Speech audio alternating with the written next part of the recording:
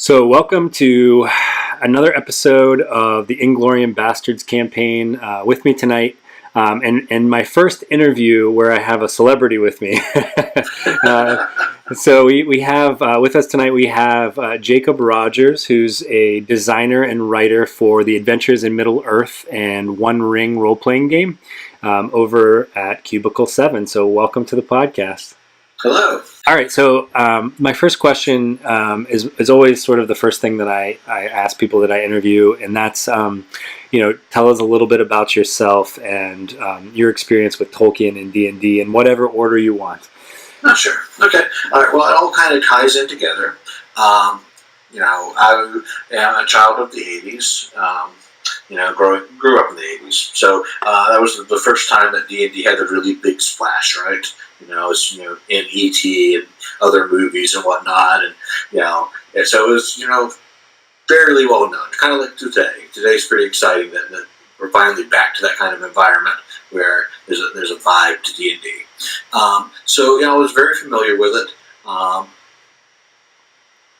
my very, very first purchase was Middle Earth Role Playing, the box set. Yeah. And so I sat down and I went through it and kind of began to understand the rules, gathered up my friends, and decided that I was going to basically use the game to recreate the Fellowship of the Ring, and that failed spectacularly. I have read this. You had an interview, I think, somewhere else where I read that it failed spectacularly, is what you said. Right. Yeah. Yeah, I mean, again, you can't railroad players. It's a very, very bad idea to say you have to go here and you have to do this in this particular order, and especially as a very, very young DM, that was just something I didn't have the skills to keep things on track. Mm-hmm. So that was, again, my very first role-playing experience. But after that, got into D&D, a little bit of first edition, a lot of second edition. Yep. Played a lot of games of Dragonlance and a little bit of Forgotten Realms, and then we did a whole bunch of homebrew stuff after that. And then a lot of other stuff. We did Shadowrun, but we weren't really happy with the system, so we had kind of our own homebrew system that we used, but we used all the materials, settings and whatnot, and Twilight 2000. Did you ever do any Oriental Adventures or Dark Sun or any of those back in the day? We did some Dark Sun. We didn't do any Oriental Adventures. So my first edition experience is fairly limited. There's one guy who really wanted to run first edition, and he did Dragonlance. But we did a little bit of Dark Sun. We really liked Aquadine. Yeah. So I had a lot of fun with that. But a lot of that stuff, again, at that point we were really deep into the homebrew. We had, maps and lore and everything. So we would just kind of grab, stuff out of Aquadine and say, okay, well, let's transplant it into this world. And there's this island in the south and they've got this, that, and the other kind of thing. Yeah. So, stole bits by bits. So that was kind of my beginning experience. And then for a while, I've never ever gotten out of the hobby per se, but I spent a lot of time playing less and reading more for a long time. And now, in the last few years, I'm doing the balance has kind of been restored a little bit. Oh yeah. So you're playing again? Yeah. I've got a couple of different games going on. Primarily Adventures in Middle Earth for the most part, although we have done some One Ring stuff recently.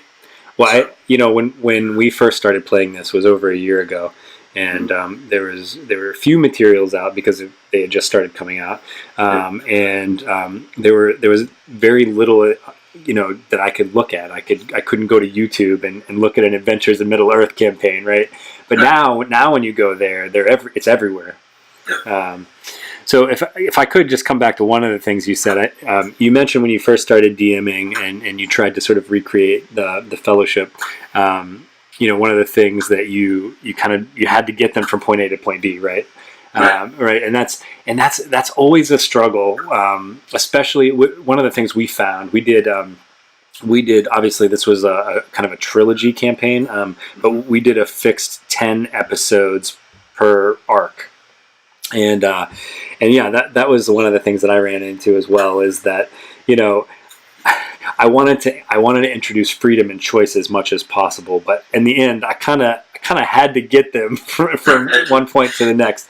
So in some ways it felt a little rushed. It was something that I was struggling with, I think, more than the players.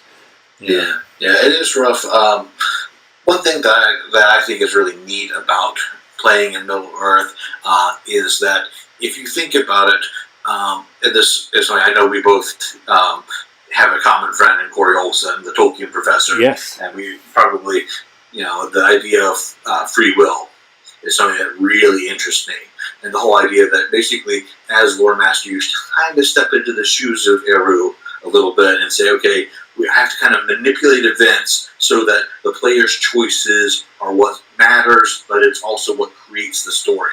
If that makes any sense at all. That basically you kind of like nudge things along so that the adventure is happening because of the player's choices. Yeah, and their choices are tying into the greater story. No, that's a really good point. A point of clarification for our listeners, if they are not as into the lore as we are, Eru, and I mentioned him, Iluvatar, was sort of the if there was a one god that sat over the Valar, he kind of I guess he was there before the Ainulindale, right? So. And the other reference was Corey Olson, who is the Tolkien professor. And yes, he turns out he doesn't actually live that far away from me. He's in a couple of towns over. But yes, he's very knowledgeable, and I've spoken with him, and he's actually agreed to come on the podcast in between sort of Arc 1 and Arc 2, where we're introducing. I mean, he was instrumental for me because he did a series on the Book of Lost Tales. Which talks a lot about the Lonely Isle and Tol Eressëa, and so it's going to be great to have him on the show just to talk to our listeners, and tell them all about it. Yeah. Great. Well, let's move on here. So you, what about Tolkien? You mentioned the box set, but in terms of I have to ask, what is it between The Hobbit and the Lord of the Rings books and the Silmarillion? What is your favorite? Ooh, my official answer is that I love The Hobbit and the Lord of the Rings. Okay, all right. Okay, I think that's my official answer. That is, that's very politically correct of you. So, I enjoy everything, and I really enjoy the deep dives that Christopher's been able to do with all of the ancillary material, and we find it very, very useful to have that inside look. Yeah, absolutely, and it's so nice to have those, those core stories from the Silmarillion that Tolkien had originally wanted to flush out, right? The fall of Gondolin, the Children of Húrin, and Beren and Luthien.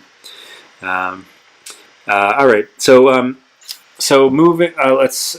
If you want to talk any more about Tolkien, you're welcome to. But I don't want to neglect what's bringing you on the show, and that's obviously you working for Cubicle 7, which was huge for me. There wasn't a lot of source material when I first started this, but clearly I borrowed some ideas from Wilderland Adventures. And obviously tried to follow the rules as much as possible. There were some. It was follow the 5e system, but there were some unique rules to Adventures in Middle Earth.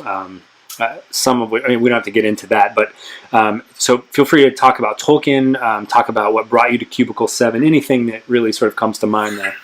Sure. As far as Tolkien goes, I had very, very young exposure to it. With the cartoons and whatnot, and then of course about the same time that I bought the Merc box set, I had already read through the trilogy and whatnot, and read The Hobbit quite a few times. And as a kid, I'd take out the Legos and I'd recreate the Battle of Helm's Deep with Lego and all that fun stuff. I was deep in for pretty early on, then as I got a little bit older, dived even deeper into things that as they became available with the Silmarillion, the History of Middle-earth series and whatnot. As far as Cubicle 7 goes, of course, as a big Tolkien fan, anytime a role-playing game came out, I was always first to get it. I was like, as soon as I heard about the One Ring being in development, I was following the development process, and everything that had to go on there in terms of like getting the game ready for publication. And then when it came out, I got it. Really chewed on it for a while. It's a little bit different of a game. It's a game that I've always told people it's easier if you don't have any other role-playing game experience. Okay. It's almost easier to teach you how to play the One Ring than it is if you have tremendous experience with role-playing games, because there are some times where it's easier if you don't have any base assumptions about how things work. Got it. To learn the game. And so I spent a lot of time, looking at it and whatnot, but it was a couple of years before I really got games going on it. And then when I did, I was like, this is, fantastic stuff. And I started doing a lot of fan work on it. And I was pretty prominent on the forums for, what I was doing with that. And then I went to Gen Con one year and got a chance to kind of hang out with everybody. And that's always good to put a face with a name.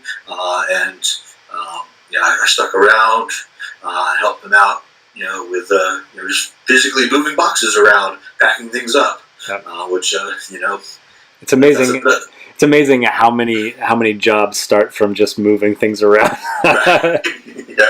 So got a chance to kind of interact with folks on a personal level, and then as opportunities presented itself to do proofreading and other work, and that led into a lot of things where you kind of touched a little bit on this for Adventures in Middle Earth. When Adventures in Middle Earth, when we first started development on it, the folks who were working on it primarily were coming very much from a lot of experience with the One Ring, and a little bit of experience with 5e. And the benefit of 5e is that the natural language allows you to really say, okay, this is really what I'm trying to go for, and this is what we're trying to achieve, to generate the feel of Middle Earth. But as I started doing the proofreading and whatnot, at that point I was like, okay, I see this, but here's a better way to express it in a more 5e consistent fashion. Mm-hmm. And so that gave me an opportunity to say, okay, well, let's look at converting this stuff, and I can kind of take lead on that because of my familiarity and kind of help standardize things as we go. So that's a great story. Yeah. So, gosh, it's just blown up. I mean, it seems like there's more and more. Every time I look, there are more and more source material out there for people to use. Right. So you have been a busy guy. Yeah, I certainly have. And one of the interesting things about my life is I do live in the future. The stuff that we're about to release by the time this, let's say, we know right now that Lonely Mountain region guide is available for pre-order. So that's something that my part of got wrapped up a while back. Yep. And then of course it goes into layout, and then art takes a little while and whatnot, and then eventually becomes available for pre-order, and then printing and production takes a little while too. Meanwhile, you're sworn to secrecy for all of these things. Yeah. But we talked a little bit. We actually, fortunately, for the purposes of this interview, we actually did a big kind of announcement a couple weeks ago, where a lot of things that I've been working on finally got physically announced. So I can actually talk a little bit about them now. That would be great. Yeah, we have announced that we are good. Lonely Mountain Region Guide is available for pre-order right now. Erebor Adventures is coming very, very hot and fast on its heels. It may or may not be available for pre-order by the time this comes out, but if it's not available for pre-order, it's coming very, very soon. Then we have Rohan Region Guide and Rittermark Adventures. Both of those are in process right now. And then we also announced a whole bunch of stuff for the One Ring, including the second edition of the game, because it has been out since 2011. Mm-hmm. So there's an opportunity to take a look at everything with a fresh set of eyes, streamline some stuff, but still keep a lot of compatibility with all the first edition materials, so everything will be able to be used. But as part of that, we're releasing core rules, a starter set, Moria, right, so Moria is going to have, maybe a couple of volumes that are all about lore, and then maybe one volume that has all of the One Ring rules, and another volume that has all the Adventures in Middle Earth rules. So that whichever your preferred system is, you can say, okay, I'm going to grab this, and boom, we are ready for the Long Dark and Moria. Sure. Well, man, some of that stuff you mentioned, I could have really used for this campaign. I mean, we traveled right through there. The Fellowship went over the Misty Mountains in the north, across the Anduin and the Greyland, and into the Withered Heath, and down through Erebor. Well, great. Well, something that we didn't get into too much, but you and I have talked about it, is the Open Gaming License, the OGL. Is there anything that you'd want to talk, mention what that is? Yeah, sure. So, if depending on how into role playing games and the history of the industry you're in, the OGL Open Gaming License may or may not sound familiar. It first came out with 3rd edition D&D, basically allowing third-party manufacturers to have a way to use some of the core rules from D&D in their products. And when 3rd edition went away, of course it kind of lived on in Pathfinder, but then 4th edition came along and they had a different license, which was not OGL. And then 5th edition came out and it was extraordinarily popular. And there was no OGL for the first couple of years. And then in February 2016, they announced the OGL. And I think a month later, we announced that we were going to do Middle Earth using the OGL rules. So that was a decision that didn't take a lot of time to make. Have you found that a lot of people have sort of come to Cubicle 7 through this product line? As soon as we announced it, it was really amazing, because as soon as we announced that we were doing it, of course, people who would not necessarily ever look at a custom bespoke system was suddenly reading about us and aware of us, and they were buying the materials just to see what we were all about. Yeah. So it led to a huge spike in One Ring sales, which we really didn't anticipate. And then, of course, the ubiquity of the 5e system and the great familiarity that folks have with it means that there are lots and lots of people who are getting to see Cubicle 7's vision of Middle Earth in a familiar system these days. Yeah, and I'm one of the disciples of the 5e system, really. I mean, that's great. So down to our final few questions here. I don't know if there's anything that you wanted to talk about these 3 specific things, but Sure. There were 3 things that I really borrowed from when I was planning the fellowship and the campaign, and that was the old well and the creature in the well. Thing. Yeah, the thing in the well. I mean, it's in interviewing some of my players since then. At least 2 of them have said that was one of their favorite moments when. Yeah. And I mean, is there anything you want to talk about that, or do you know the inspiration behind it, or sort of how that came to be? Well, of course, that's one of the most intriguing things about Tolkien, is that he is really good about dropping hints about things. The nameless things that live dark, deep in the earth, that even Sauron doesn't know their names, kind of stuff. So it's really neat to be able to draw on that sort of stuff, especially when we're doing monster type things. Well, yeah. So this not only inspired that one session with my players, but it actually, for me, inspired a whole race. And obviously, the creature from the old well was sort of akin to Ungoliant, right? I'm guessing, right? The kinds of creatures that really you can't destroy. You should just avoid them. Right.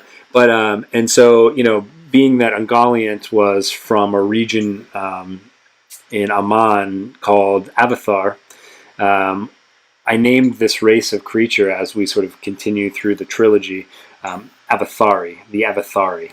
And these described creatures that were obviously from from before the world was created, who somehow settled here in the shadowy regions of Avatar. So I had to throw that out there, that was, the concept, the idea that you just talked about, that, that these creatures who are so old that even the Valar don't know who they are, right? Right. Yep. Uh, Yeah. Yeah. There's a lot of fun opportunities with that. That's the only hint I'll drop on that. okay, got it. So did I drop too much of a hint? I hope not. Oh, no. Okay. You're fine. The other two were Raynar, the dragon. Yeah, the Plunderer. Yeah, from the Withered Heath. Now, was he based on a real something like a nugget that Tolkien threw out there? Well, there is some stuff in the history about the dwarves and their interactions with dragons in the north that were definitely an inspiration. So, as far as is there, a single line of text that you can point to somewhere that has his name? No, not exactly, but there's definitely the concept is there, and of course he's very fun to write for because he has quite an opinion of himself. Well, yes, he's a great cold drake, isn't he? Is he? Yes. Okay. And the last thing that I really borrowed, and in fact, one of our characters is from there, is the Mountain Hall. Right. And we actually just a few episodes ago we spent Yule at Mountain Hall, and we had a whole celebration. There was a festival. There was a drinking contest, which I think was probably the best part of all three parts of this campaign. Awesome. Yeah, it was very fun. So, all right, well, let's go to the last thing then. When you and I had talked sort of offline, you asked me about something that's coming up called Mythmoot. Which is coming up on June 27th. And you, being who you are keynoting on the 28th. Yep, sure. So please talk about that. Yeah, so I got a chance to be a presenter for Mythmoot this year, and I'm doing a couple of different things. One is there's a keynote presentation where I'm going to talk about Middle Earth and Tolkien and role-playing games. And we're going to take a little bit of a historical look. It's not going to be just about Cubicle 7, but it's going to be about the whole history of it. Most folks these days are probably aware that the very first printings of the original D&D booklets had hobbits and balrogs and Ents in them, and that had to go away pretty quickly. But you can actually trace a line all the way back to 1970, and in a particular war game that was held at a particular convention, to where did these things come from? Why are they there, and why are they in the specific order that they are?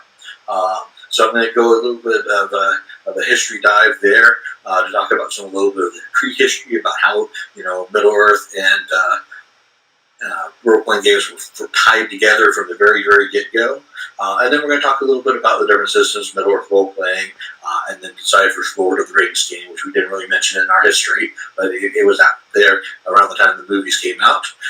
And then, of course, Cubicle 7 has had a history with role-playing games in Middle Earth since 2011, so we'll have an opportunity to talk a little bit about that as well. No, that's great. And I saw on the site, and for the listeners, they're still able to sign up for Mythmoot until June 6th, which I think is next week.